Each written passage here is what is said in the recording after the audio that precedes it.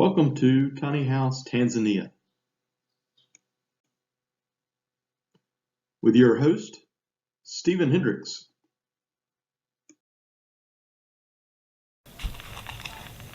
Jumbo, welcome back to Tiny House Tanzania. This week we're going to be talking about plastering the walls and getting them ready to paint, as well as some of the paint choices we have here in Tanzania. Now, I want to talk first about one of the big problems with renovating any type of home or even just a paint job in a home. Whenever you are doing a home in the States, let's take the one I had in the States, which was 1,400 square feet. If I wanted to renovate or paint a single room, I lost use of not only that room, but the room where I stored everything. It became a major hassle a lot of times trying to work around or live around all the activity and the dust and debris that's generated from any type of renovation project. Well, when you're living in your tiny house and you're renovating it, that's an exponential problem compared to a large house. For example, I have 2 rooms. When I want to renovate one room, I lose use of the other room as well. So I basically have to do all my work during the day and then set everything back up at night, so my days are cut short because of that. For example, right now let's take a look at the bed area, which is where I've got everything stored from the kitchen.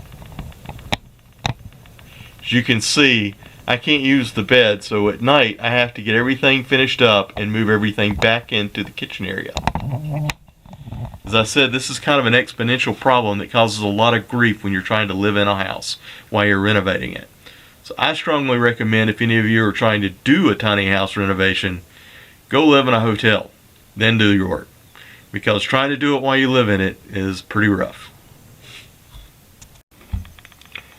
Okay, as I've watched DIY type shows over the years and listened to them talk about doing plaster or objects like that, they always use a description of peanut butter consistency.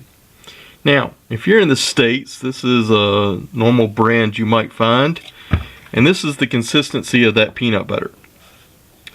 Now, if I'm doing gypsum, that's pretty close to what I might want. I want something that's spreadable like this. However, here in Tanzania, this is the consistency of the peanut butter. As you can imagine, that is not what I want to spread on my walls.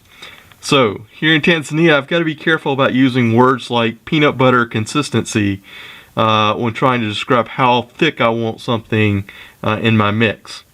Because obviously their peanut butter is quite different than ours, and it could cause a lot of problems. But I just wanted to kind of give you a demonstration of some of the differences we face in these type descriptions.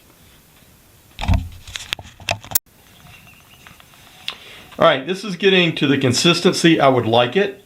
The last thing I want to do is try and make sure I get all these kind of lumps out, because those can be pockets of dry plaster, and obviously we don't want that.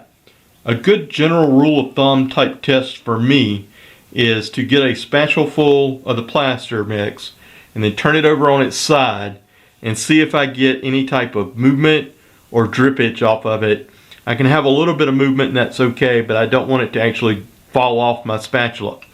Now, this is a good consistency for being able to apply to the wall, have it stick, and still be workable enough to smooth out a little bit. Now, I'm not going to actually get my wall completely smooth, mainly because of the fact it would require so much time, and I'm very limited on the amount of time I have to get this type project complete. So, I'm going to go for kind of a adobe type plaster wall feel to it, where I have some roughness, but generally it's smooth.